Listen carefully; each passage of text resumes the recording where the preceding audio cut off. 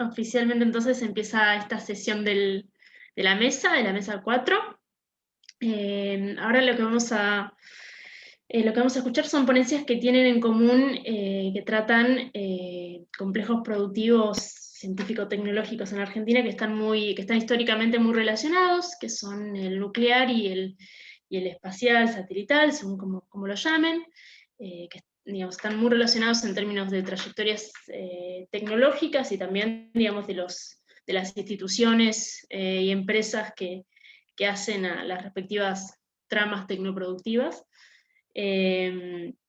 Bueno, en primer lugar vamos a empezar con que eso creo que no lo aclaramos antes, digamos, el orden que va a tener la exposición. Primero vamos a escuchar la ponencia de Manuel Lugones y Ana Clara Carro y Nevia Vera, que se llama Diseño y construcción de reactores multipropósito en la semiperiferia, en Argentina entre 2006 y 2020. Luego la ponencia de Silvina Vidart y Manuel Lugones sobre el desarrollo el rol del Estado en el desarrollo de la política satelital argentina. Y por último, un trabajo de Mariana Bersino y de Eliana Fernández, que soy yo, también sobre el sector satelital, con eje más en lo que es el panorama internacional y algunas implicancias que esto tiene para el desarrollo de capacidades vinculadas al sector en Argentina. Entonces vamos a primero ir con el primer trabajo. Manuel Lugones es docente e investigador de la Universidad Nacional de Río Negro, del Centro de Estudios en Ciencia, Tecnología, Cultura y Desarrollo. Es magíster en Ciencia, Tecnología y Sociedad de la UNCI, licenciado en Sociología de la UBA, y se encuentra realizando un doctorado en Flaxo. Sus proyectos de investigación se centran en el análisis de las políticas de ciencia, tecnología e innovación, especialmente en lo que respecta al sector nuclear y sectores vinculados, en particular en lo que es sectores energéticos.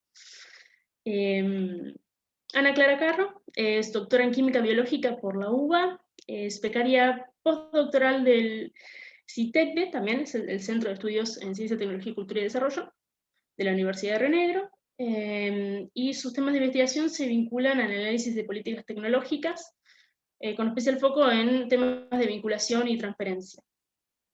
Y por último, Nevia Vera es becaria CONICET, es licenciada en Relaciones Internacionales por la Universidad Nacional del Centro de la Provincia de Buenos Aires, es magíster en Ciencias Sociales, también de la Universidad del Centro de la Provincia de Buenos Aires. Se encuentra realizando un doctorado en la UNSAM de Ciencias Políticas. Y bueno, eso es un poco todo, digamos, el resumen de los que son los autores. Así que si quieren, comienzan la exposición. Gracias, Eliana. Eliana va a hacer la presentación. Ya presento, sí. Vale, Nevia. Pero bueno, en realidad con toda la presentación ya no nos queda mucho más que decirles buenas tardes a todas, todos, todes, los que no saludé antes. Y bueno, dado que vamos a hablar de... No estoy viendo la primera diapo, Nevia. Bueno, porque como les adelantó Eliana, vamos a hablar del diseño y construcción de reactores multipropósito en Argentina en particular. Puedes pasar, desde 1950, en que se crea la Comisión Nacional de Energía Atómica en Argentina, se toma la decisión de diseñar y construir los reactores para el país, ¿no? Esto, por supuesto, pensando en no solamente la formación de recursos humanos, sino en llevar adelante proyectos de investigación y desarrollo que incluían desde los elementos combustibles hasta los artefactos en sí, ¿no? Y de hecho hubo 40 años ininterrumpidos, podríamos decir, así a grandes rasgos, de una política desarrollada a partir de la compra estatal, en la que, bueno, a través de la apertura de paquetes tecnológicos y apostando a una autonomía tecnológica, Argentina pudo planificar y llevar adelante estas políticas. Pero en los años 90 quizá podemos identificarlos como un primer gran momento de inflexión o de cambio en este sentido. Hubo un gran desfinanciamiento, en realidad no solo en el sector científico-tecnológico o nuclear, hubo desfinanciamiento, pensando en las políticas de corte liberal de ese momento, hubo un gran desfinanciamiento, privatización de varias de las empresas públicas de servicios, y en el sector nuclear lo que sucedió fue además una desarticulación de las funciones que tenía la CONEA hasta ese momento. Como ven ahí, la CONEA entonces se escinde de alguna manera en sus funciones en Nucleoeléctrica Argentina Sociedad Anónima, que es quien va a llevar adelante las tareas de operación de los reactores de potencia que tenía Argentina, y la Autoridad Regulatoria Nuclear, que es quien se va a encargar entonces, va a ser el ente que se encargue a partir de ese momento de regular en materia nuclear. Y es precisamente en este contexto en el que las empresas, que hasta ese momento eran proveedoras de esta planificación, de los planes nucleares de ese momento, tienen que ajustar a sus actividades, e INVAP, que era la empresa que había sido una empresa sociedad del Estado que había sido conformada en el año 76, termina de consolidar su estrategia más bien exportadora, es decir, ya había estado involucrado con EA e INVAP, por ejemplo, en la construcción de un reactor multipropósito para Perú, ahí figura como el RP10, y posteriormente en reactores que habían sido exportados a Egipto o Australia. En la próxima diapositiva podemos ver en realidad la trayectoria en materia de reactores que tiene Argentina. Arriba vemos los que fueron construidos y pensados para el territorio nacional, y debajo aquellos proyectos en los que ya sea INVAP o CONEA estuvieron involucrados. Y esta tradición es la que permite a Argentina autoabastecerse, por lo menos, de radioisótopos. También brinda la posibilidad de hacer investigación y desarrollo para la construcción o el diseño de otro tipo de reactores. Y este autoabastecimiento de radioisótopos viene acompañado por otros proyectos de investigación y desarrollo asociados también a la medicina nuclear. Por ejemplo, en los años 90, por las restricciones internacionales de acceso y uso de uranio enriquecido, Argentina invierte en un desarrollo para obtener molibdeno, un radioisótopo que se utiliza en medicina nuclear a partir de uranio de bajo enriquecimiento. Y esto permite posteriormente a INVAP exportar esa tecnología a otros, en reactores multipropósito que termina exportando a Australia y Egipto, que contenían esta tecnología, ¿no? Quiero decir, junto con esta trayectoria es que Argentina empieza a invertir en medicina nuclear, en uno de los sectores sobre el que hoy que nos interesaba analizar.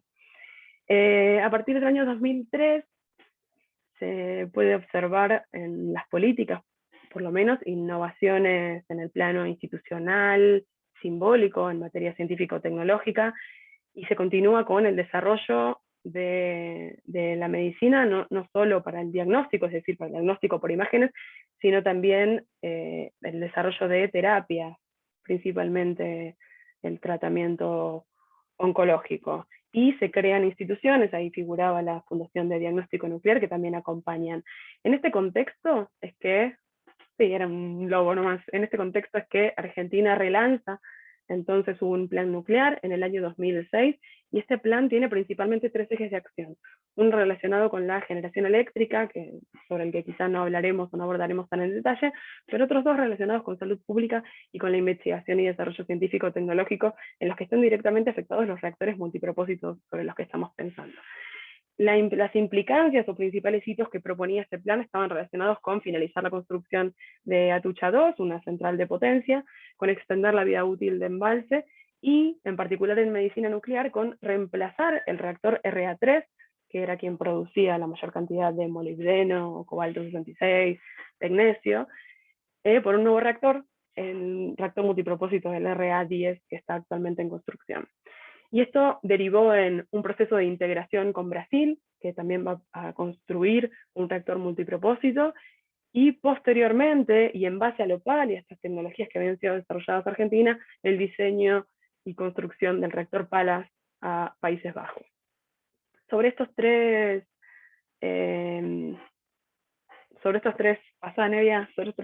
reactores es que vamos a estar reflexionando, o en realidad el objetivo de nuestro trabajo, que está en la próxima diapositiva,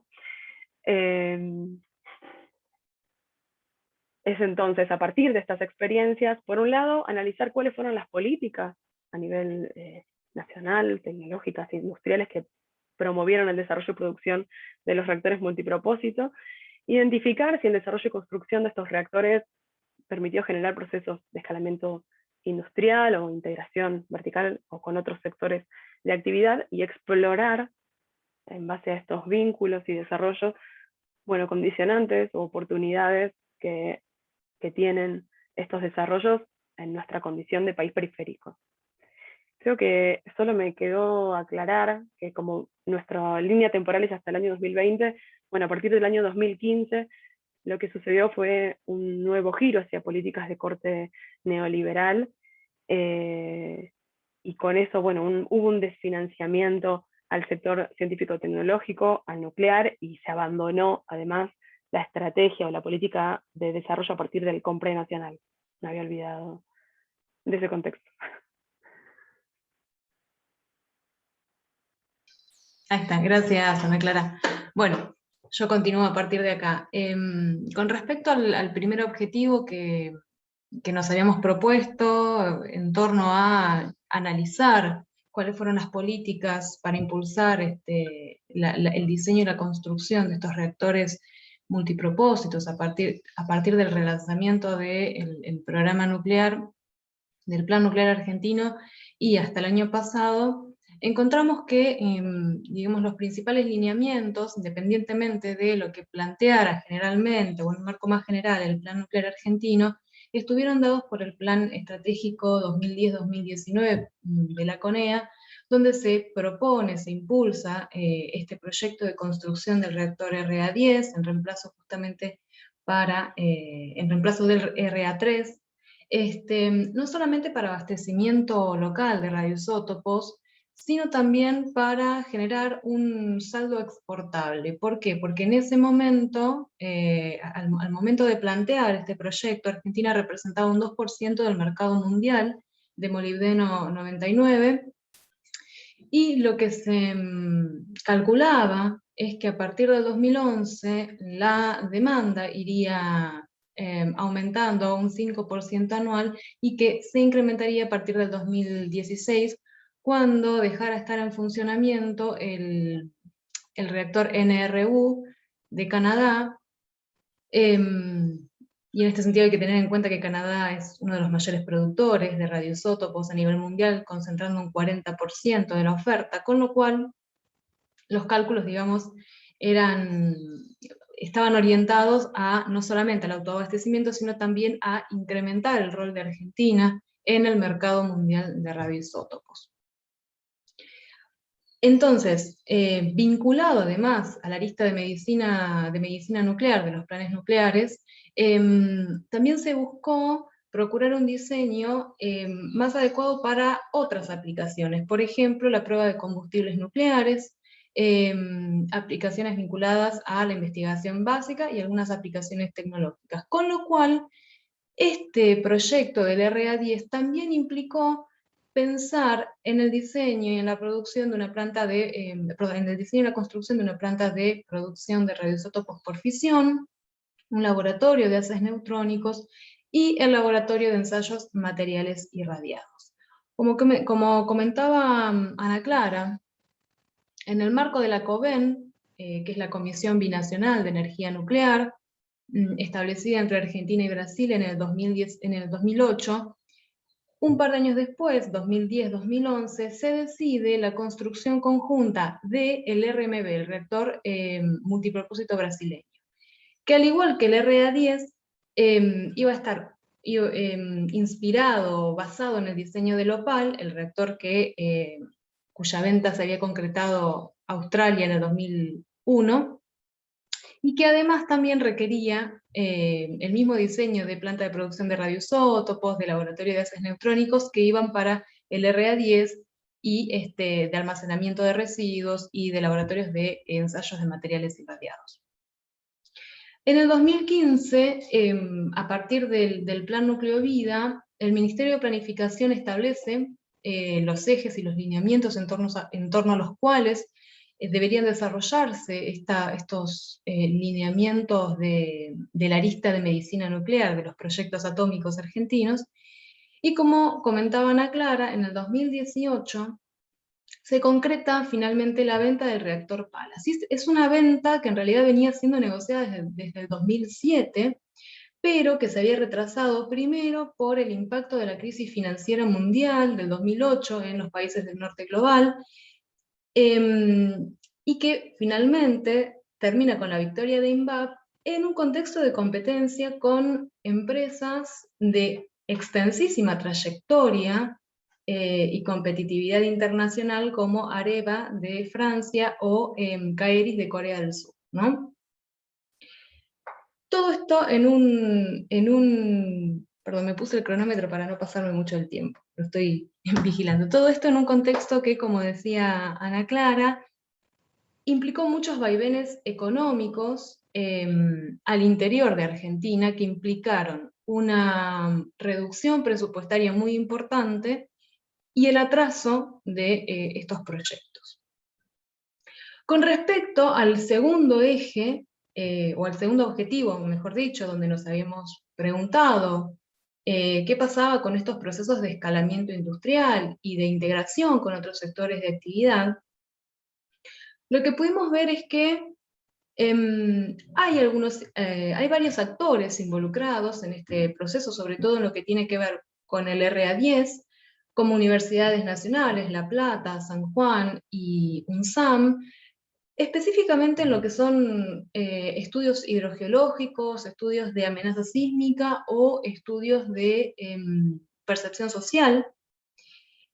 También hay organismos nacionales como el Ministerio de Planificación, por supuesto la ARN, que es la Autoridad Regulatoria Nacional, que mencionaba Ana Clara, que se crea en los 90. También se calcula un 90% de participación del entramado tecnológico local en los procesos de diseño y de construcción.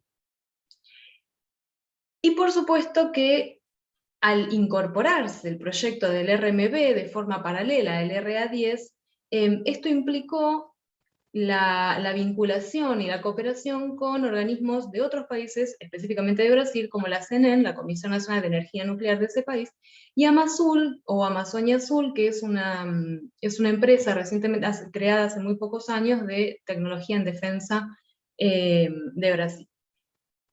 Y es importante señalar algo a lo que volvemos después, que tiene que ver con la importancia de generar complementariedades con Brasil, que es de América Latina el país que tiene, digamos, el nivel más similar de desarrollo nuclear al nuestro. Con respecto al tercer objetivo del trabajo, que era identificar cuáles eran los condicionantes y las oportunidades para el desarrollo de este tipo de tecnología en un país semiperiférico como el nuestro, bueno, primero tenemos que reconocer que realmente Argentina ha tenido muchos logros en esta materia. Ana Clara los mencionó al principio de la ponencia, y que tienen que ver con toda esa serie de reactores nacionales que se ha logrado diseñar y construir, pero además también con todos los reactores que se han podido exportar. Y esto tiene que ver, por ejemplo, en palabras de Arriague, entre otros, en esta combinación que podría llamarse virtuosa de varios factores, que tiene que ver con una búsqueda histórica de autonomía tecnológica que permea la razón de ser de la CONEA desde sus inicios prácticamente, con este proceso de retroalimentación de capacidades adquiridas, con el liderazgo de ciertas figuras importantes que hubo dentro de la CONEA y de INVAP, con estas estrategias de priorizar la participación del entramado local y el rol del Estado a partir de ciertas estrategias como la de aperturas de paquetes tecnológicos o utilización de poder de compra del Estado. Ahora bien, existen obstáculos propios de la posición de subdesarrollo o de semiperiferia de un país como el nuestro, que tienen que ver con los problemas de financiamiento y recorte presupuestario, de crisis y de vaivenes políticos y económicos que retrasan la entrada en operación, digamos, la finalización de la construcción y la entrada en operación del RA10, como mencionaba Ana Clara, y esto se vio mucho a partir del 2016 y se vio muy agravado en el 2018. A esto hay que sumarle, bueno, un fenómeno, digamos, que afectó a todo el mundo, que fue la pandemia a partir del 2020, y el hecho de que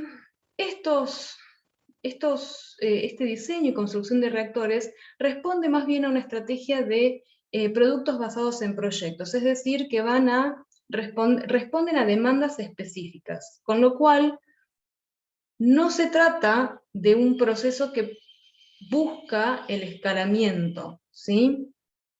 Pero en esto también hay grandes oportunidades que tienen que ver con esta posibilidad de cooperar, de generar sinergias y complementariedades con Brasil. Brasil no tiene tantas capacidades en diseño y construcción de reactores como Argentina, pero sí las tiene en otras áreas, como por ejemplo la de enriquecimiento de uranio, que lo hace a una escala bastante mayor que la escala prototípica que tiene Argentina. También es una oportunidad el hecho de reconocer que hay una demanda global insatisfecha de este radioisótopo de molibdeno 99, donde Argentina tiene una oportunidad de ingresar, y por último, que también hay una posibilidad de darle continuidad a esta trayectoria argentina que la CONEA viene desarrollando desde los 60 con los reactores que construyó tanto para uso local como para exportar. Entonces, ¿cuáles son las reflexiones finales a las que nos gustaría resaltar en esto que nos propusimos investigar? Primero que el proyecto de medicina nuclear no sufrió discontinuidades tan fuertes como, por ejemplo, la arista energética del plan nuclear, ¿no? Recordemos que Atucha estuvo parada 14 años, ¿no? El CAREM, similar. Y si bien el proyecto nuclear en su faceta medicinal está sufriendo algunos retrasos corporizados en el retraso del RA10 a partir del 2016 y agravados en el 2018, en realidad ha tenido más continuidad que otras aristas del proyecto nuclear. Lo cual obviamente resultó en que Argentina pudiera consolidar una cierta posición internacional en materia de producción de radioisótopos y en el de diseño y construcción de reactores multipropósitos, y que ha hecho competitiva a una empresa como INVAP en ese aspecto, como se puede ver, por ejemplo, con su venta del reactor Palas a Países Bajos. Por lo tanto, podemos decir que el relanzamiento del plan nuclear a partir del 2006 permite la ampliación de las capacidades locales y de esta proyección internacional, pero hay que remarcar que el proceso sigue estando concentrado en dos actores principales, que son la CONEA e INVAP. Y retomando algunas de las reflexiones anteriores, también creemos que es importante generar estas sinergias, estas complementariedades con más actores, no solamente del entramado industrial local, sino también internacional, como por ejemplo Brasil, y que, bueno, algo un poco utópico y un poco que va de suyo, ¿no? Pero que es necesario superar estos vaivenes políticos y económicos constantes que obstaculizan el progreso planificado de este tipo de proyectos. Muchísimas gracias. Buenísimo. Gracias. Creo que no me pasé. Gracias, Ana Clara. El próximo trabajo es de Silvina Vidar y de Manuel Lugones. ya a Manuel ya lo presentamos, así que presentamos brevemente a Silvina. Es licenciada en Economía de la UBA. Se encuentra cursando la maestría en Políticas Públicas para el Desarrollo con Inclusión Social de Flaxo, y actualmente se desempeña como consultora en temas de análisis sectorial y desarrollo productivo.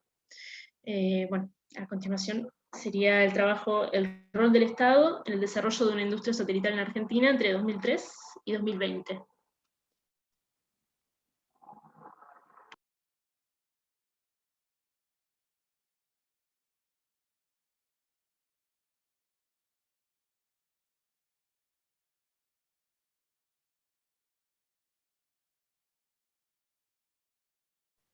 Perdón, no podía abrir el micrófono. Ahí comparto pantalla y empiezo.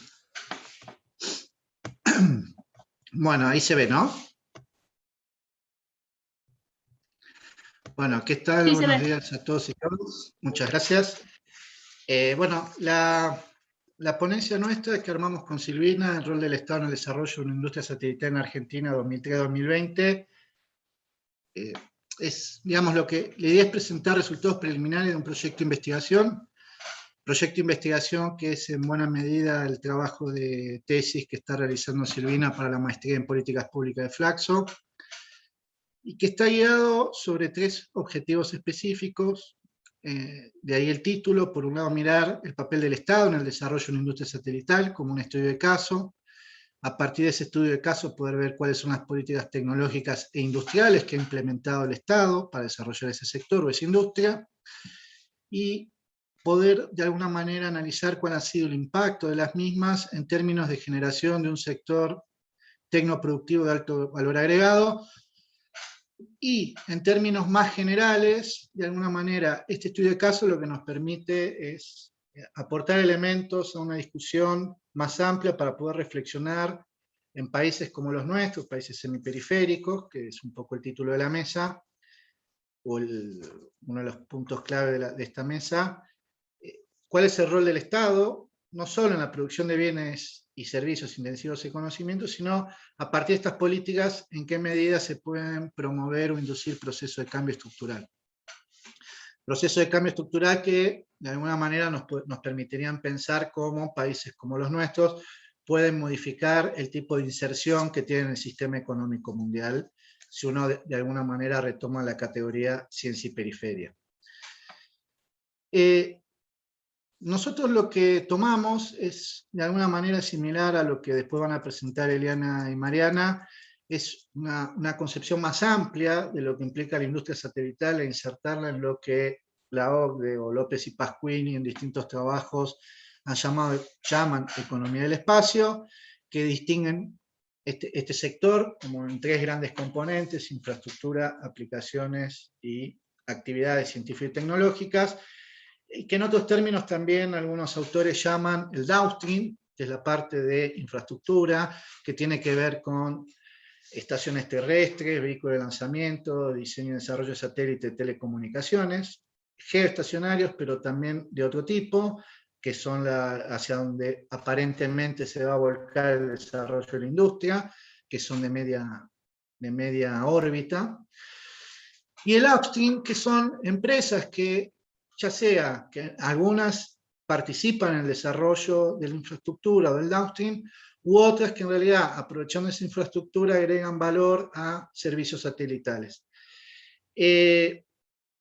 ¿Por qué nos parecía importante esta distinción? Porque un poco el abordaje que hemos hecho o que está haciendo principalmente Silvina, y que yo estoy acompañando, ha sido no solo pensar el desarrollo específico de la industria satelital a partir de los proyectos del ARSAT 1 y ARSAT 2 y ARSAT 3, que por ahora aparentemente se va a relanzar bajo una nueva denominación, sino ver cómo esta industria satelital de alguna manera se inserta en lo que ha sido el desarrollo y transformación del mercado de telecomunicaciones en la Argentina en general.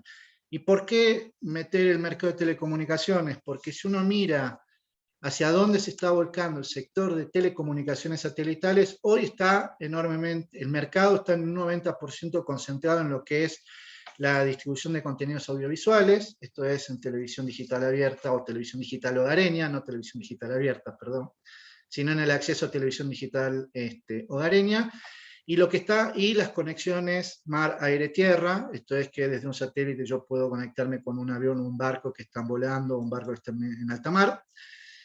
Pero lo que está apareciendo como el desarrollo hacia donde está apuntando este sector de telecomunicaciones satelitales es la oferta de Internet satelital hogareña y redes móviles, para lo cual parte de esta nueva generación de satélites y las modificaciones sobre los satélites geoestacionarios tecnológicas están apuntando a aumentar la potencia, el tipo de servicio que prestan y a menores costos de lo que hoy ofrecen esa infraestructura. Nosotros, a partir de la revisión de la literatura que se ha hecho y un conjunto de entrevistas que hemos realizado, podemos identificar 3 fases en el desarrollo de la política satelital argentina a partir de la creación de ARSAT. Es importante tener en cuenta los antecedentes y en qué contexto se crea ARSAT. Hasta los 90, el sector de telecomunicaciones en general, incluido, aunque con muy poco grado de desarrollo, el componente satelital, era llevado adelante por la Empresa Nacional de Telecomunicaciones o Entel. En ese momento se decide, en línea con los procesos de reforma estructural, de reforma del Estado y privatización de empresas públicas, se decide promover el mercado de telecomunicaciones a partir de actores privados, por lo cual no solo se privatiza Entel, sino que además se decide segmentar ese mercado en el proceso de privatizaciones con una particularidad que es garantizarle a la empresa que adquiere o se inserta en el segmento establecido exclusividad de mercado por al menos 10 años. Eso permitió que en el mercado de telecomunicaciones se consoliden 2 grandes actores, que son Telefónica y Telecom, que al mismo tiempo, a partir de las inversiones en infraestructura que fueron haciendo, les permitió incorporar en su rango de actividades telefonía móvil, oferta de Internet y en menor medida algún elemento vinculado a telecomunicaciones satelitales. El segmento de telecomunicaciones satelitales se le va a dar a un consorcio internacional, que es NahuelSat, consorcio internacional que es el que va a llevar adelante la construcción del primer satélite geoestacionario del sistema argentino, que es el Nahuel 1. Va a ser lanzado en el órbita en el 98, pero rápidamente ese satélite va a empezar a mostrar fallas técnicas, con lo cual uno de los aspectos que tiene que atender la creación de ARSAT en el 2006 es el reemplazo del Nahuel 1 para conservar la posición satelital en la que está ubicado. Y una particularidad es que en el 98, en el marco del Mundial de Francia, en el 98, Argentina resuelve firmar un contrato de reciprocidad que permite el ingreso de DirecTV, empresa que ofrece televisión satelital hogareña, y en ese marco de reciprocidad que implicaba de alguna manera romperle la exclusividad del mercado en NahuelSat, se le ofrece a la Argentina una segunda posición orbital, que es la 81 oeste, que debía ocupar NahuelSat, pero que no va a ocupar. Entonces, en el 2006 Argentina se encuentra con un problema, que tiene un satélite que está por salir por problemas técnicos y por lo tanto hay que descontinuarlo, y tiene una posición orbital que no está ocupando y que si no ocupa en un determinado plazo de tiempo las pierde.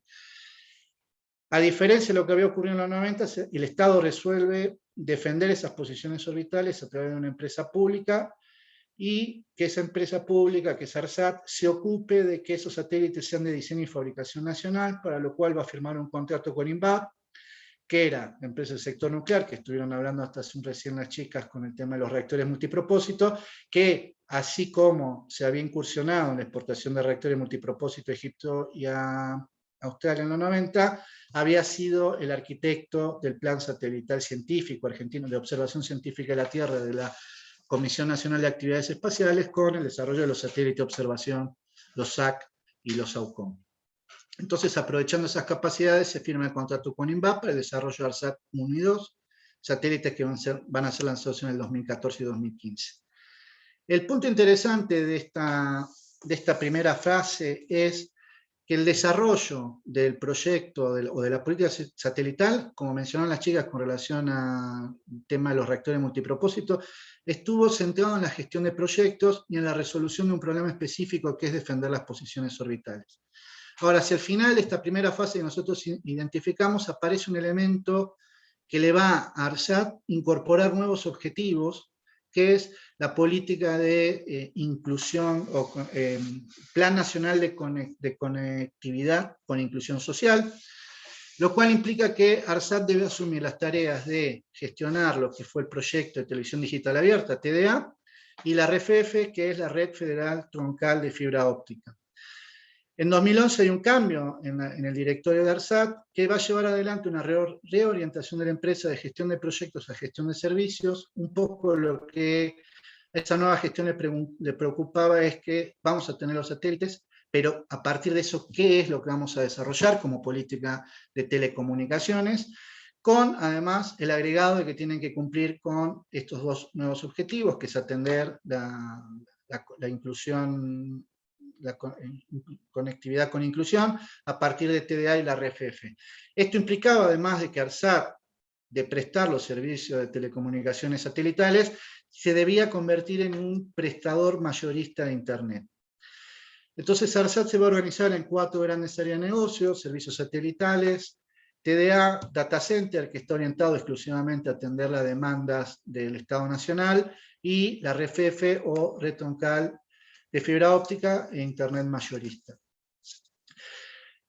Este momento cierra en el 2015 con la decisión de lanzar el Plan Satelital Gestacional Argentino 2015-235, que implicaba, y un poco el reconocimiento a partir de las entrevistas que nosotros hemos hecho, implicaba reconocimiento que hasta ahí el proyecto, en la medida que había estado muy enfocado a atender la necesidad de ocupar las 2 posiciones satelitales orbitales que tenía Argentina, el proyecto no había prestado gran atención en generar impactos en términos tecnoindustriales o tecnoproductivos. Es decir, se priorizó la compra de muchos componentes e insumos importados en la medida de que se requería terminar los proyectos en tiempo y forma, y además disminuir el riesgo técnico que podían tener esos satélites, que pudiera ser de lanzarlos al espacio y que no cumplieran con las prestaciones requeridas.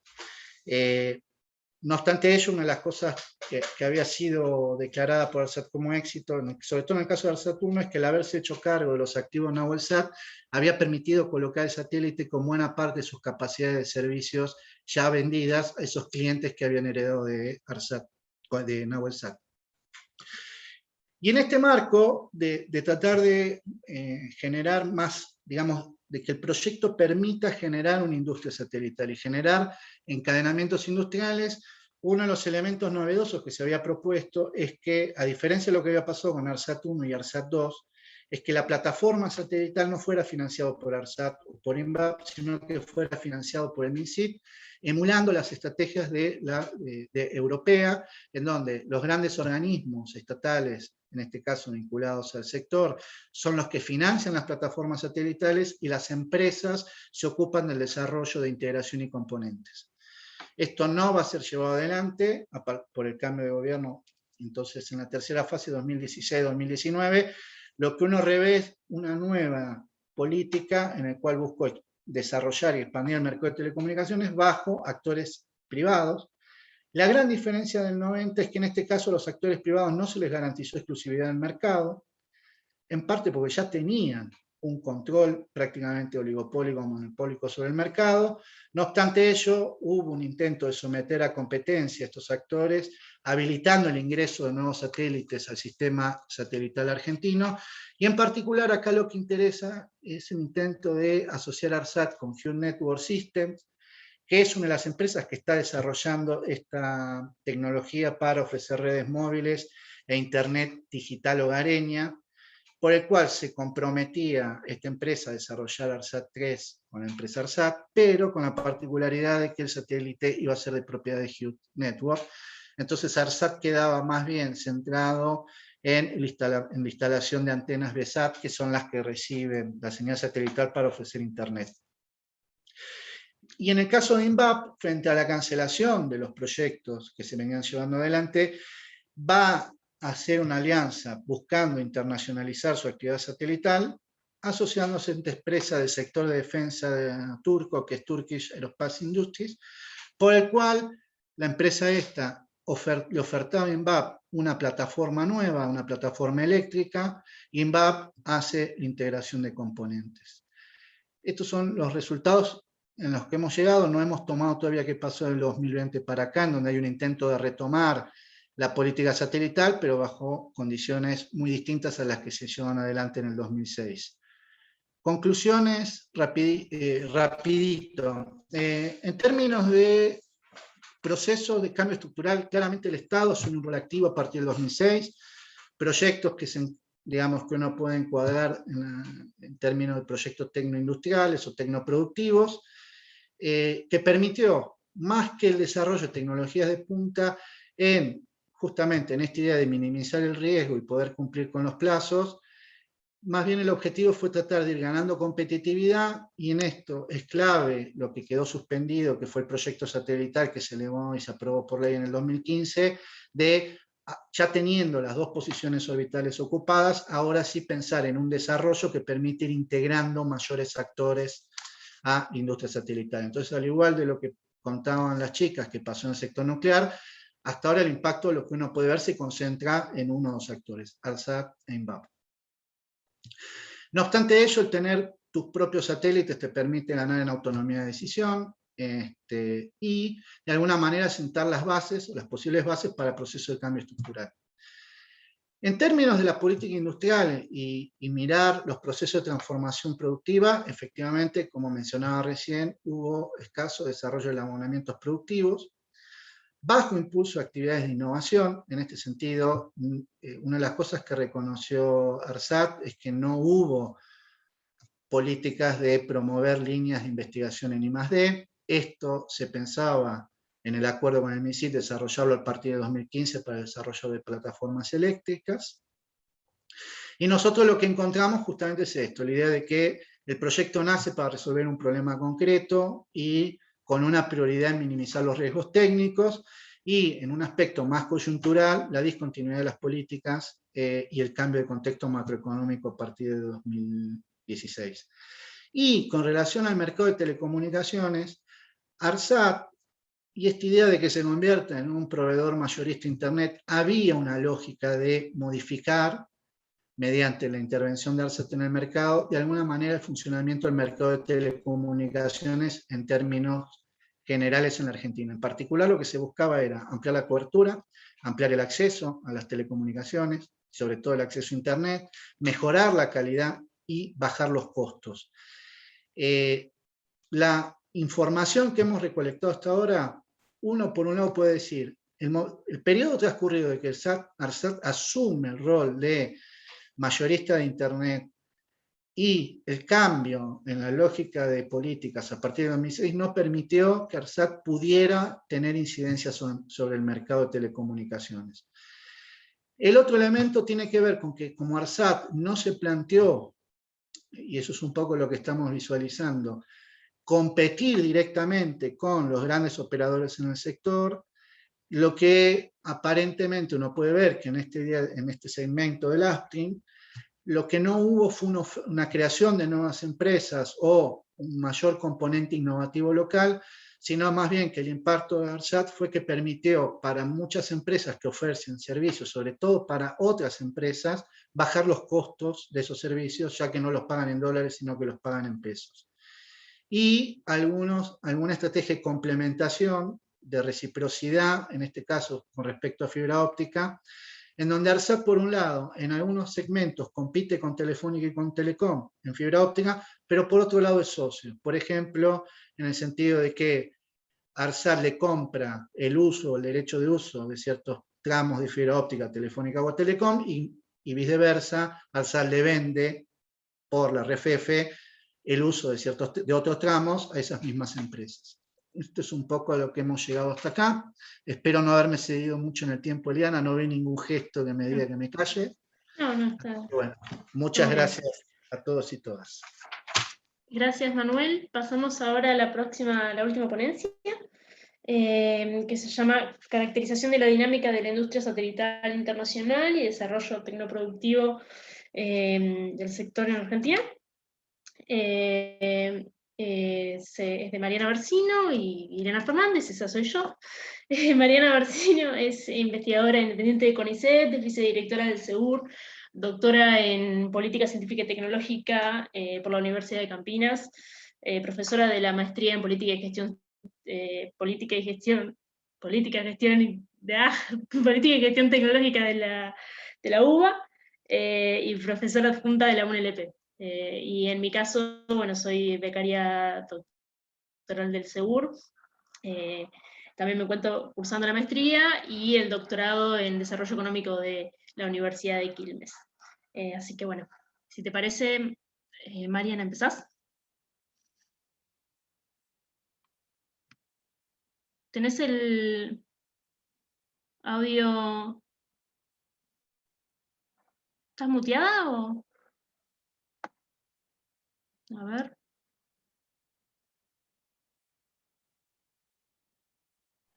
A mí me pasó lo mismo, Mariana, salí de la presentación y volví a entrar. Ah, ¿Ahora me escuchan?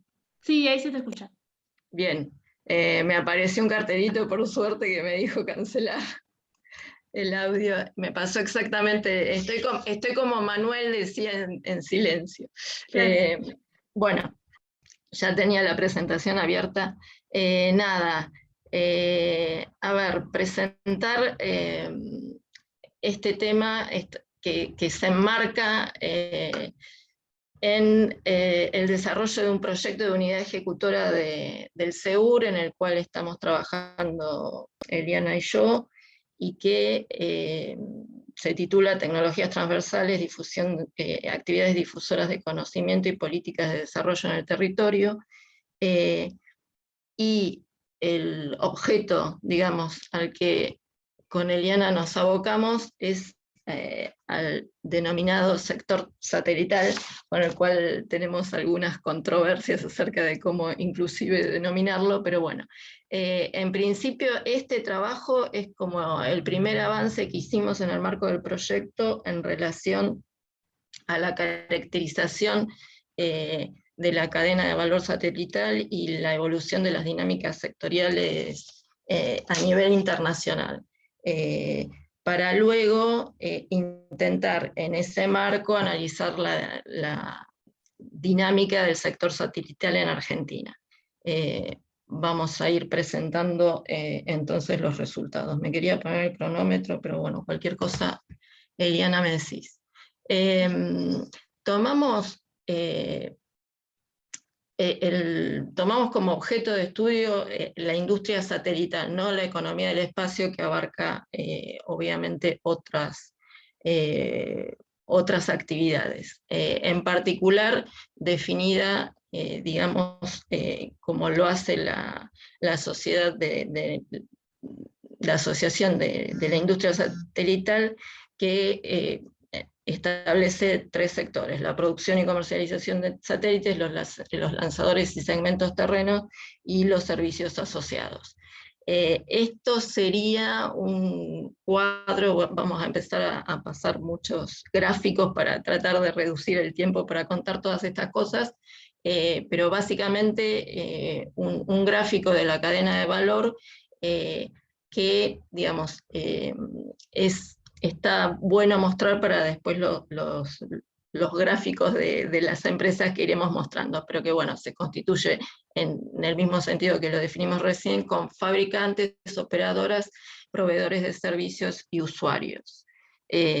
Dentro del grupo de los fabricantes también están, digamos, tenemos el sector de lanzadores y el sector de los satélites, y al interior de la producción de lanzamiento de lanzadores y satélites, distintos niveles en términos de los subsistemas, equipos y subensamblajes que cada uno necesita para su integración total.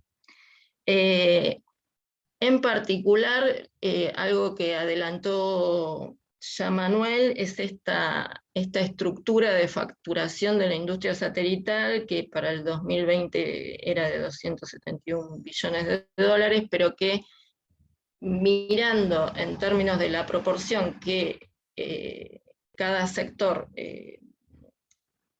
ocupa, digamos, tan solo del total de esa facturación, el 6,5% corresponde a los fabricantes de la cadena, y ello viene disminuyendo en los últimos 20 años. Entonces, digamos, está claro esta otra afirmación acerca del avance en que han tenido los servicios que hoy por hoy, y el equipamiento terreno que provee información a los servicios satelitales, que hoy por hoy está ocupando el 94% de la actividad prácticamente sectorial. Este es un gráfico también que para comparar cómo se fue constituyendo durante los últimos 10 años esta actividad a nivel internacional, en donde las 4 primeras empresas pasaron en 10 años de dar cuenta del 61% del total de ventas al 76%, mostrando el grado de concentración creciente que va teniendo durante estos últimos 20 años la industria en el ámbito internacional. En la década del 90, en Estados Unidos se produjeron aproximadamente 50 fusiones y adquisiciones, quedando solo 5 corporaciones en la industria aeroespacial y de defensa. Ahí están nombradas, son las típicas más hegemónicas estadounidenses. En la industria actual, ¿no? Hegemónicas actualmente. En la industria satelital manufacturera, 3 empresas se fusionaron en 1990 para dejar solo 4 empresas manufactureras, y esto es un proceso similar al que se dio en Europa, donde de 3 empresas aeroespaciales quedaron apenas 2. En la industria de lanzamientos se trata de un segmento muy concentrado, con tan solo 7 empresas compitiendo en el subsegmento de lanzadores pesados. Y una tendencia similar se puede observar aguas abajo en el segmento de observación terrestre, donde hay 2 operadoras comerciales consolidadas. Este sería como el gráfico que da cuenta de todo lo que les conté recién, ¿no? Pero bueno, de principios de los 90 a fines de 2018, todo el sector se fue reduciendo y quedando en manos de muy pocas corporaciones que dominan el mercado. Durante los 2000 lo que se produce es la interpenetración entre los mercados financieros y el surgimiento de las startups financiadas por capitales de riesgo o inversores ángeles para captar nichos de mercado en los segmentos de observación terrestre, telecomunicaciones y lanzamientos, a partir de los desarrollos dentro de lo que se denomina la industria de satélites pequeños. Durante la década del 2010 se da el auge de estas startups en el segmento de imágenes satelitales ópticas y radar. La difusión del estándar abierto CubeSat dio viabilidad técnica a proyectos que apuntaban a desarrollar nuevas aplicaciones sobre la base de una infraestructura de satélites que combina funcionalidades de telecomunicaciones y observación terrestre. Entre las principales startups con constelaciones de satélites de observación planificadas y o desplegadas, se encuentra una empresa argentina, que es Satellogic, que al momento de elaborar este cuadro tenía 3 satélites lanzados y 90 planeados. Pero bueno, ahí está el cuadro de las principales startups que al momento han desarrollado, han lanzado satélites o están en vías de hacerlo. acá hay un cuadro que elaboramos en función de ver cuáles eran las startups con mayores fondos de riesgo recaudados, y dentro de las 25 primeras, Satellogic también aparece casi al final, pero bueno, ahí está presente entre las que recibieron fondos de inversión para su desarrollo. El resto principalmente son norteamericanas. ¿Qué fue lo que hizo lugar a este proceso en los años 90? Bueno, en particular, uno de los temas que analizamos dentro del proyecto, que es el tema de la convergencia tecnológica, que en este caso se complementaron e hicieron lugar debido a este proceso, debido a la miniaturización de componentes y sistemas espaciales de la mano de desarrollos en el campo de la microelectrónica, que otorga nuevas funcionalidades a los satélites de dimensiones pequeñas. La difusión del paradigma de sistemas espaciales distribuidos entre las principales agencias espaciales y comunidades científicas vinculadas al sector también promovió este proceso que estamos referenciando. Las nuevas tecnologías asociadas a la industria de lanzadores, que prometen reducir las barreras asociadas a los altos costos de lanzamiento, y la difusión del estándar CubeSat, que permite acortar los tiempos asociados a las fases de demostración tecnológica y de los nuevos sistemas espaciales. Toda esta convergencia tecnológica hizo lugar a este proceso que voy relatando así excesivamente rápido para poder dar con el tiempo. En el caso del complejo satelital argentino, se puede caracterizar como un complejo científico más que como un sector empresarial. A eso me refería con las discusiones que tenemos en el equipo, en el grupo de trabajo. Se trata de un complejo científico-tecnológico cuya consolidación como industria nacional se encuentra aún en fase incipiente. Aún así,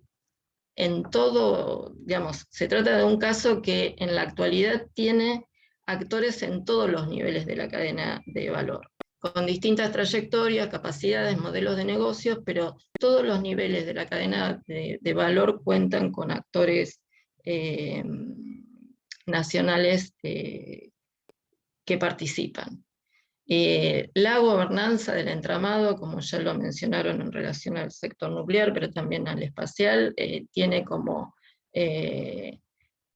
eje a la Comisión Nacional de Actividades Espaciales, la CONAE, a la operadora estatal ARSAT y a la empresa estatal INVAP, que aparece como contratista principal de CONAE y ARSAT. Esa es como la caracterización así global del sistema en términos de cuáles son los principales actores. Aún así, aún así no, porque sigue siendo CONAE, en el segmento de manufactura de lanzadores se encuentra BENC, sociedad anónima, que es propiedad de CONAE también, y que fue creada a fines de contar con un proveedor nacional de lanzadores de cargas livianas para el proyecto de arquitectura segmentada, y hoy se convirtió en una distribuidora comercial de las imágenes satelitales de la agencia y fabricante de subsistemas. El resto del complejo científico-tecnológico lo componen un abanico de instituciones públicas de I+D, junto con sus recursos humanos especializados y obviamente los diversos programas de formación académica vinculados. Finalmente, apuntando a lo que también comentó Manuel, las perspectivas de mercado vinculadas al paradigma de las arquitecturas distribuidas fomentó la emergencia de estos nuevos actores financiados por capitales de riesgo que apuntan a los nichos en las áreas de telecomunicaciones y de servicios satelitales. A partir del año 2010, por porque Satellogic se genera en ese año, han surgido al menos 4 startups y hoy podríamos sumar una quinta,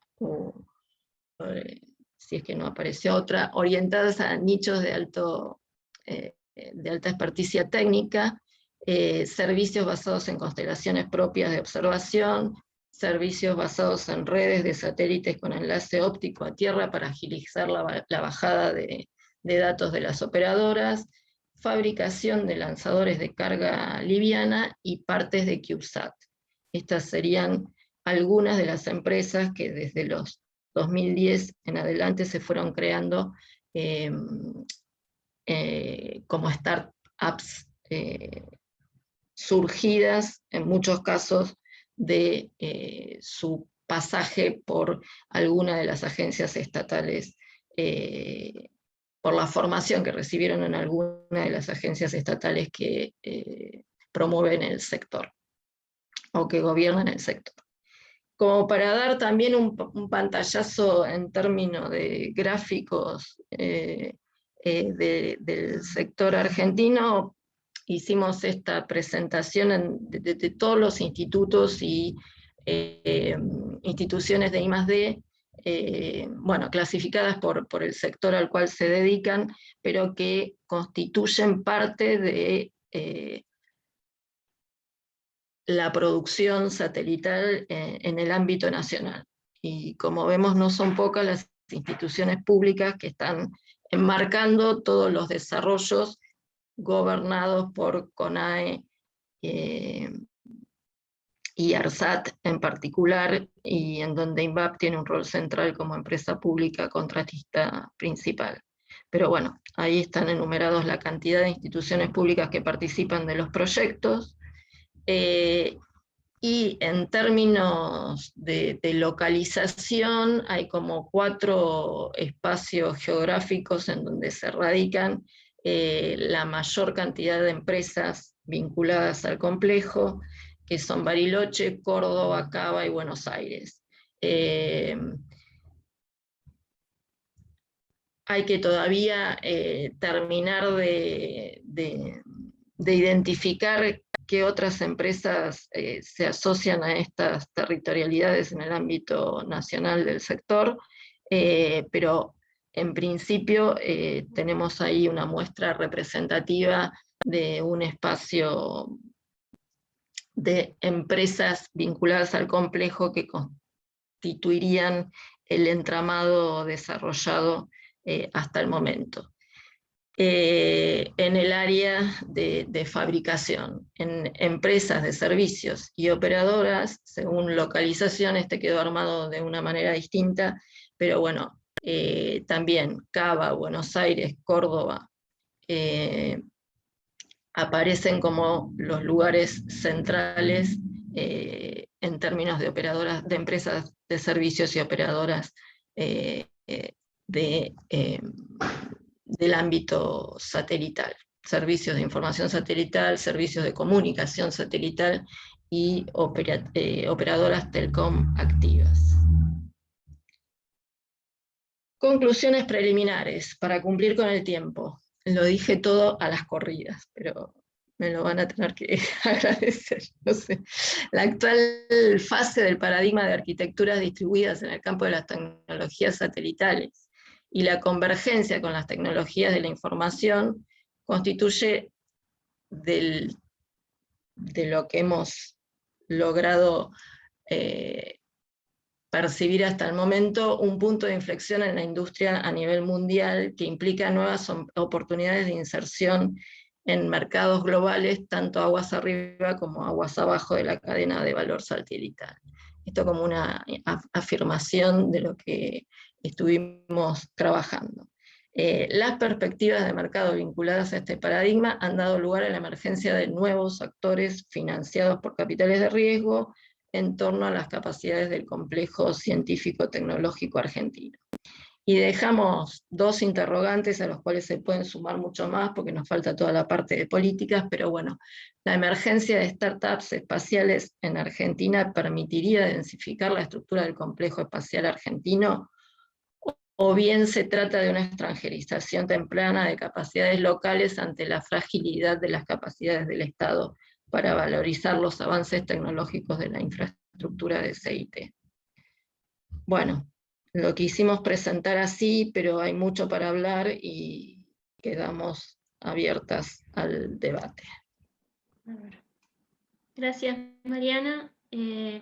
Bueno, tenemos muy poco tiempo para la discusión, porque la mesa terminaba a las 13, son 13 y 3 minutos.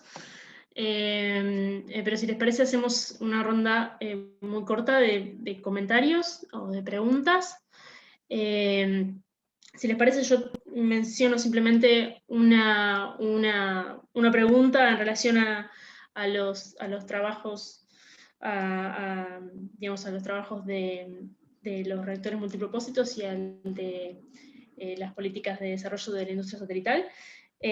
Una básicamente en relación a digamos, ambos trabajos como parte de sus objetivos mencionan el tema de identificar si ocurre o no una integración con otros sectores, en el caso de los reactores y en el caso de la industria satelital, si se producen o no encadenamientos. Y me pregunto, digamos, ahí si encuentran, digamos, que la información disponible les permite, digamos, abordar esos objetivos. ¿Sí? ¿Qué dificultades encuentran, digamos, desde lo metodológico, o cómo es que lo han abordado quizás en otros trabajos, como para permitirles afirmar algo sobre esto en estos trabajos en particular? Lo digo, digamos, simplemente pensando en el caso, digamos, en el trabajo que hemos llevado a cabo con Mariana, y digamos, encontramos mucha dificultad para poder afirmar algo respecto a si hay o no encadenamientos, cuando la información disponible realmente pareciera que es tan acotada. Eso en general. Y después, en particular, para el trabajo de Silvina y de Manuel, si consideran esto que en el trabajo estaba más explícito, no tanto en la presentación, pero que el hecho de que en satélites geoestacionarios, digamos, que uno de los factores que dificultaron, digamos, que haya mayor contenido local en los satélites de ARSAT, haya sido tener que minimizar riesgos, porque, digamos, por la coyuntura de tener que ocupar una órbita, una posición orbital. En el texto por ahí se hacía bastante énfasis con la cuestión del tiempo, ¿no? De que hubo poco tiempo para, digamos, pensar otras alternativas tecnológicas y demás. Y les pregunto si piensan que esa estrategia de minimización de riesgos es únicamente debido a esa cuestión coyuntural, o si es algo que caracteriza al segmento de satélites geoestacionarios para telecomunicaciones. Eso. Simplemente. Si quieren pasamos a otra pregunta, o responden, o no sé, le paso la palabra a quien quiera intervenir.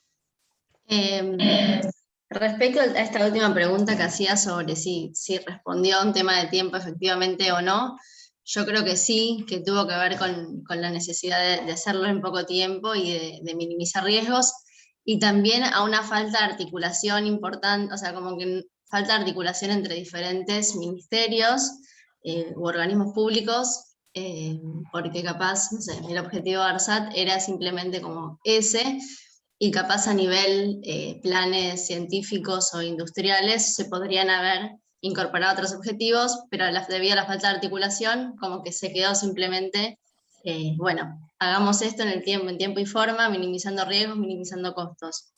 O sea, un poco en temas de tiempo y otro poco a la falta de articulación y de tener una visión global del sistema científico-tecnológico nacional. No sé si Manuel piensa algo parecido o no.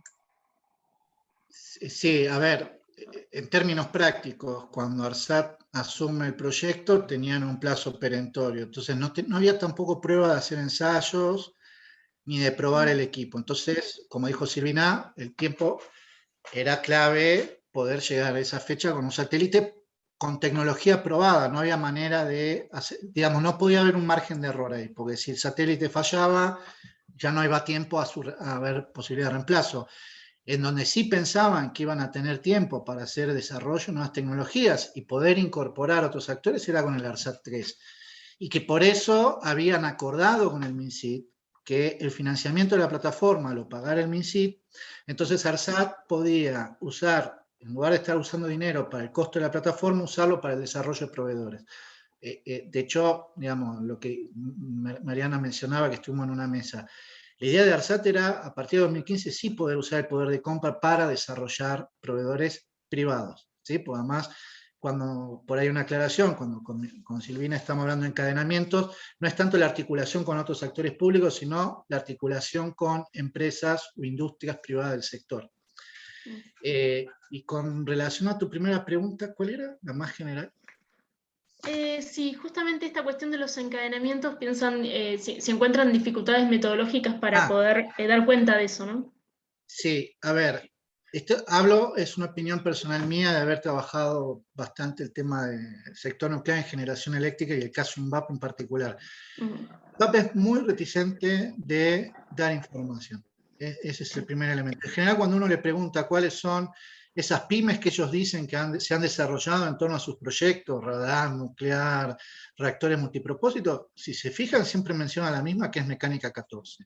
Y Mecánica 14, que yo la conozco, es un desprendimiento de INVAP. Es en la crisis del 90, cuando INVAP tiene que cancelar el contrato de la venta de reactor Irán, uno de los muchachos que se tiene que ir de INVAP es el dueño de Mecánica 14.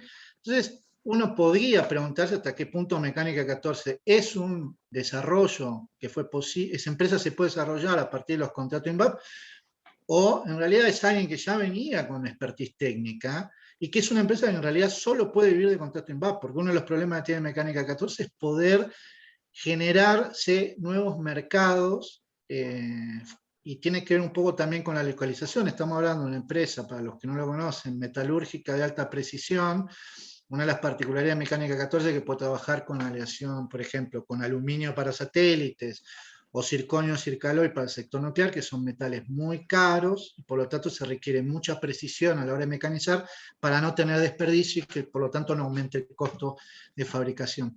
Es una empresa que gran parte de su facturación está orientada en INVAP y depende de los contratos INVAP. Entonces, hay una historia que uno puede decir, bueno, hasta qué punto es resultado de las políticas de INVAP, en realidad es un desprendimiento de INVAP. De hecho, muchas de las empresas que aparecen en su listado, yo tengo mis dudas de que sean empresas por fuera de INVAP, porque están constituidas por gente que de hecho tienen cargos en INVAP o tuvieron cargos en INVAP. Caso Invenia, Ingenio, que ustedes mencionan en una de sus filminas.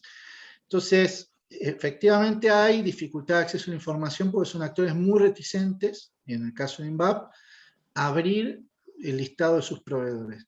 El segundo elemento tiene que ver también con una lógica, que por ahí nosotros no lo pusimos en ninguno de los trabajos, que es cuál es la lógica de proveedores que tiene INVAP. INVAP no tiene, por la experiencia de los trabajos que hemos hecho, una lógica de desarrollar proveedores, sino todo lo contrario. Tiene una lógica más bien de integrar hacia adentro funciones. Entonces, una de las cosas que se quejan los proveedores de INVAP, que uno ha podido identificar, caso, volvamos Mecánica 14, es que finalizado un contrato con INVAP, se encuentran con que el técnico o el personal que le manejaba determinada maquinaria recibe una oferta de trabajo de INVAP por un salario más alto y terminan perdiendo personal calificado. Entonces, Mecánica 14 se queja que para cada contrato INVAP tiene que estar recapacitando todo el tiempo el personal, porque el contrato termina y INVAP le chupa ese personal. Y además, que eso también es una cosa que expresan los distintos proveedores de INVAP, es que una vez finalizado el INVAP, el contrato, INVAP suele tratar de integrar esa actividad hacia adentro. Entonces, cuando hay posibilidad de tener un segundo o nuevo contrato, ese contrato no aparece porque INVAP integró esa actividad. Entonces, INVAP termina llamando a proveedores más bien cuando tiene cuello de botella en su capacidad de trabajo. Entonces, no llega con los tiempos. Es un poco lo que pasó con el ARSAT 1 y Mecánica 14. INVAP no llegaba con los tiempos de cumplir el mecanizado del satélite, de la plataforma, y le tiró el contrato a Mecánica 14 y le dijo, esto es para ayer. Entonces, hay también, por lo menos en uno de los actores que aparece recurrente en estos dos sectores, que es INVAP, que más allá de lo que ellos declaran explícitamente, cuando uno indaga, lo que encuentra es que no hay política de desarrollo de proveedores. Hay más bien una política de integración hacia adentro. No sé si las chicas quieren decir algo o opinar. Pueden opinar de distintos visiones. Sumo una pavada y de paso te interrumpo, así dejas de hablar un poco, que te encanta. En nuestro caso en particular, respondiendo a lo que Eliana preguntaba, digo, sumo a lo que comenta Manuel, ¿no? Que tiene que ver con el sector en sí y con las relaciones con los proveedores y etcétera, que nuestro trabajo es un trabajo inicial, recién estamos empezando con este tema. Entonces, por ahora hicimos un rastreo de proceso a partir del análisis de fuentes bibliográficas, documentos institucionales, artículos periodísticos. Nos queda todavía, adeudamos hacer entrevistas en profundidad a distintos actores, y ahí probablemente vamos a identificar, sobre todo en estas trayectorias últimas que estamos analizando, probablemente podamos identificar. Digo, también hay algo metodológico nuestro que sumar. Y aprovecho para decir que me quedé pensando en lo último que trajo Mariana a colación, ¿no? Yo no conozco mucho sobre el sector nuclear, pero Manuel comentaba en su exposición que, bueno, la estrategia inicial tenía que ver con ir ganando competitividad, no en trabajar en la frontera tecnológica. Algo que en el caso de los reactores multipropósito, Argentina viene haciendo desde los años 50. Digo, justamente Argentina toma la decisión de empezar a ganar competitividad en los años 2000, ¿no? En el que en paralelo nuestro Ministerio de Ciencia venía profundizando modelos de transferencia tecnológica en los que pretendía armar un ecosistema emprendedor. Digo, pensando en lo último que traía Mariana y en cuál es entonces el rol de las empresas de base tecnológica que conformamos en nuestro país, cuando en realidad dentro de ese ecosistema tenemos empresas aceleradoras con modelos o israelíes o estadounidenses que terminan incubándose estas pequeñas empresas en estos lugares, ¿no? Entonces hay una discusión actual que está empezando a cobrar cada vez más fuerza, que es, bueno, en realidad ¿estamos fortaleciendo nuestro ecosistema emprendedor o estamos extranjerizando o exportando capacidades tecnológicas que después van a ser usufructuadas, como en tantos otros sectores, por países centrales, ¿no?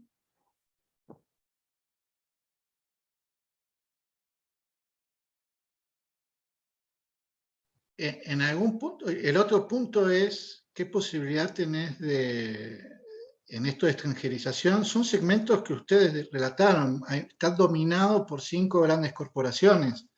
Entonces también se hace esa pregunta, por ejemplo, que en una de las entrevistas que hicimos, en algunos segmentos de servicio donde podía haber alto valor agregado, ellos no visualizan que haya mucha capacidad de desarrollo nacional, porque son segmentos altamente dominados por empresas multinacionales y que tienen muy aceptado el control del mercado.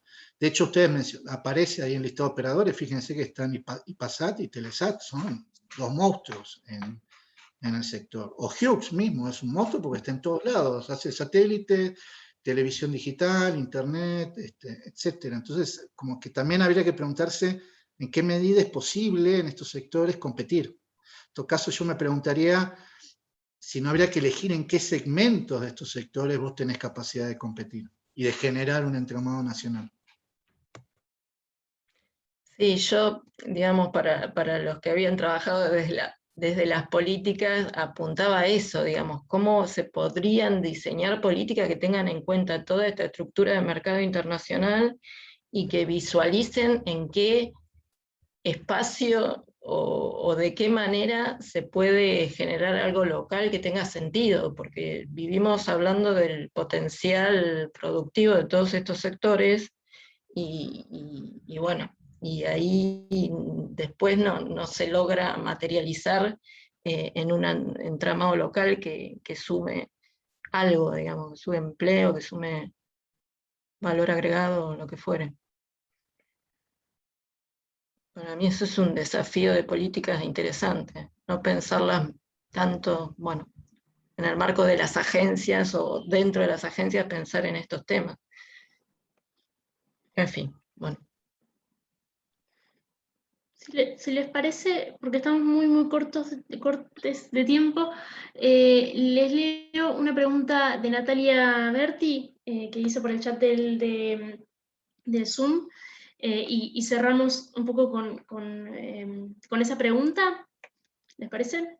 Se las leo. Creo una que la pregunta respondieron que se puede... bastante, Eliana, creo que la respondieron bastante, porque tiene que ver con la política de construcción de proveedores, digamos, particularmente es una pregunta dentro de esa idea que tiene que ver con cómo son los contratos con esas empresas, digamos, que puede ser algo que ustedes pueden seguir indagando por las instancias en las que están sus investigaciones, que es revisar, digamos, bueno, a ver, termino contratando finalmente con una 3, 4 pymes, bueno, ahí hay un listado un poquito mayor, un poquito más esperanzador en el trabajo de Mariana y Eliana, pero una de las preguntas tiene que ver con eso, o sea, ¿cómo es esa contratación? ¿Qué es lo que yo te pido y cómo sostengo la contratación? Lo digo porque conozco mucho el caso de DTA, si alguna vez los quieren entrevistar es mi padre, el dueño de DTA.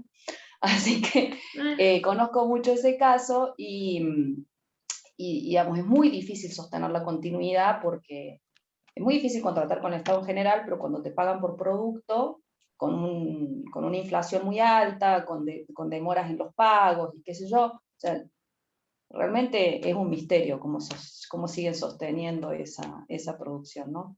Particularmente ellos fueron proveedores de Saucom, y un poco de AXA. De nuevo apoyándose en lo que hablábamos con Karina de la experiencia en telecomunicaciones previa en el país. Pero, por ejemplo, sé que hay otras empresas con las cuales contratan por horas hombre y es muy diferente el proceso. Sí, te iba a decir, son las dos cosas que pasan con los proveedores. Y después lo de INVAP, qué sé yo, en sus viejas épocas formaba proveedores INVAP, al inicio, en los orígenes, pero siempre con esa lógica de tratar de integrar lo más que pueda, porque también sabe que después se queda sin nada por el contexto económico en el cual las pequeñas y medianas empresas se desenvuelven. El INVAP en alguna medida, no es por defenderlo ni mucho menos, pero trata de como internalizar la mayor capacidad posible para después no tener que responder de terceros que un día están y al otro dejan de estar. Pero en parte también lo mismo le pasa con las políticas. Arman una estrategia que los deje sobrevivir en tiempos buenos y en tiempos malos, ¿no? Pero bueno, no sé si es la explicación. Sí, el caso de Clarify también es muy bonito, parece. Sí, Clarify esos son unos ex empleados de Motorola que terminan armando su propia empresa con inversión extranjera. Es muy lindo ese ejemplo y con una capacidad tecnológica altísima. Y crecieron mucho, además, sí. Es de diseño de circuitos integrados. El caso de Clarify y Allegro son casos muy interesantes. Bueno, vamos a tener que ir cortando. Queda el espacio, digamos, para que intercambien preguntas, comentarios entre los expositores. Pero por ahora vamos a tener que ir cortando porque ya a las 2 de la tarde inicia una nueva ronda de sesiones de las jornadas. Así que les agradezco a todos por estar, por venir, por las presentaciones. Y bueno, nada. Quedamos en contacto. Sí. Muchísimas gracias, me encantó escucharlo. Muchas gracias. Gracias. Gracias. Chao, gracias. Hasta luego. Hasta luego.